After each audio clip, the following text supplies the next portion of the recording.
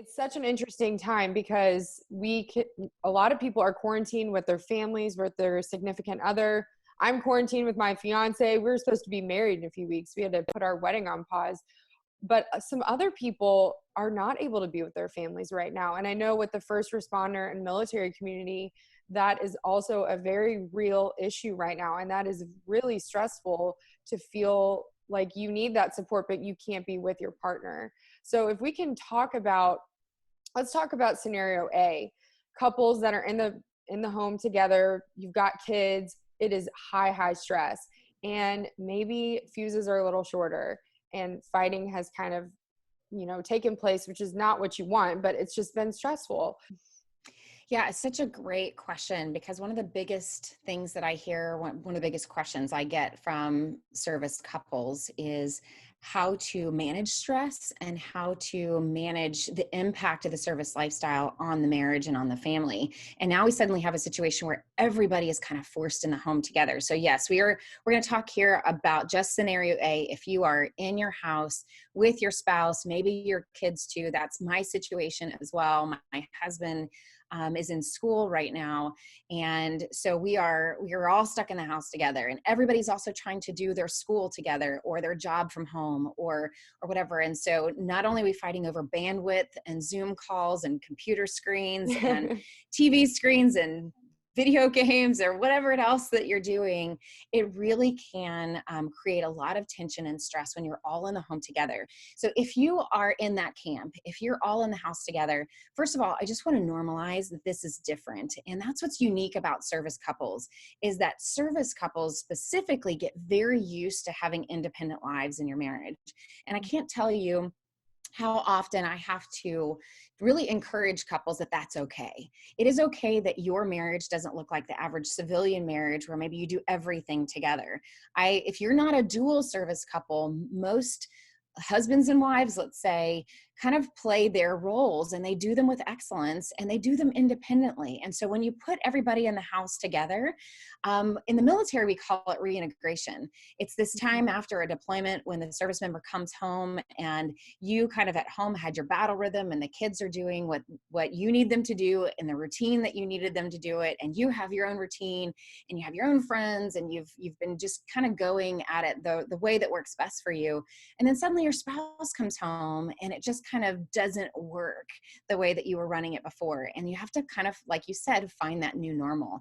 And that is actually a very intense time for families. Even though we'd say it's one of the happiest times, it's like a honeymoon season, it's also one of the most stressful times. And it's also when we see domestic violence go up, just because we have gotten so used to having these independent battle rhythms that now we're trying to sync those together. And so I just want to encourage you, especially if you're first responders and you've not experienced a reintegration before, I just want to encourage you that your military and veteran friends, and if you don't have those yet, this is a great time to find them, especially through the Chris Kyle Frog Foundation, that you can get a lot of encouragement from those military couples who teach you and remind you that it's really about establishing a new normal together, and that maybe what you did before and the way that you did it before on your own isn't going to work when you guys are all in the house together. So I know in our house, we kind of did a clean slate and just decided we're going to rewrite what our routine looks like every day for quarantine, not for real life, but just for quarantine. And I would also say that when you're in the house together, this is the time to be graceful with each other, to be forgiving of each other. And so let me just quickly tell you the difference between those two, because a lot of people mix them all up and say that they're the same thing, and they're not. So forgiveness is what I like to say is when someone has done something very specific, like an act or a behavior to hurt you, and you decide to forgive them of that act or behavior. So it's one behavior at a time. It's one action at a time that you choose to forgive them, right? Mm-hmm. And so when you're spouse, snaps at you because they're stressed and you're stressed, and maybe they slam the door, then you talk about it, then you say, you know what, I'm going to forgive you for that action. Like, I understand everything that's going on and you didn't mean it. That's forgiveness. Grace is this big blanket. It is a blanket over a season. It's a blanket over a week. It's a blanket over a period of time where there might be lots of small behaviors and actions going on. So it's a time right now, especially, to extend lots of grace to your kids, lots of grace to your spouse, to say, there's going to be a lot of things that we do in interacting every day that's not going to be our 100% best selves.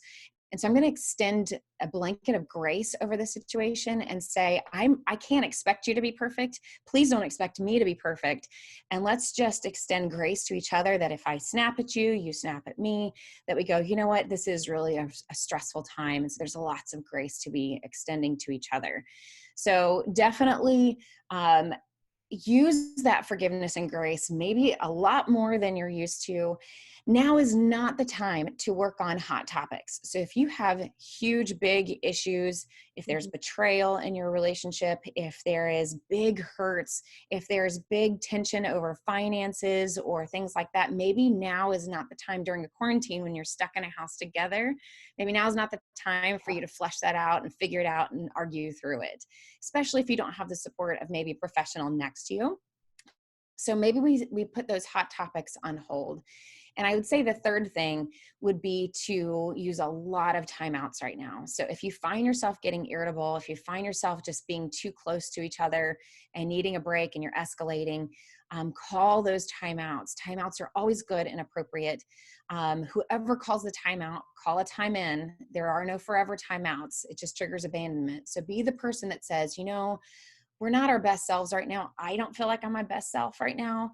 I think I need to de-escalate and calm myself down. So what if we revisit this after the kids go to bed? Or maybe we sleep on it and wake up and try again tomorrow. So be really graceful and forgiving of each other for right now. Save those big hot topics and make sure you do those timeouts. That's great. I love that idea. So almost, it sounds like you had a family meeting and you're all like, okay, let's make our quarantine schedule. Let's all make a new norm together. If you're in a small space or there's not like a ton of different rooms, how do you think, what is the best way to get those timeouts? What are your thoughts on that? You're like, where do I go? Such a good question, because I'm an introvert, which means I like to have that space. I really need that time to think. And chances are you're married to your opposite. So if you're an introvert, you probably married somebody that's like an extrovert. And that takes a ton of communication to be able to say, hey, I'm going to call this time out. You can go outside still. I know some of you guys are on a shelter in place, but they're saying that you can, as long as you're not around other people, you can go for a walk. You can sit on your porch.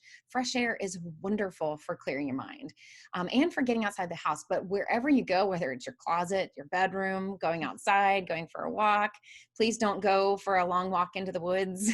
Yeah. Let's keep it simple.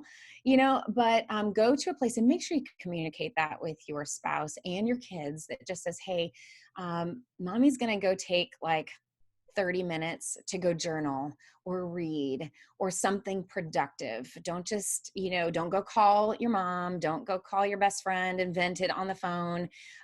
This is the time to protect your marriage. Really just take some time to journal, find your words so that when you come back, you have some of that figured out. And that goes for extroverts too.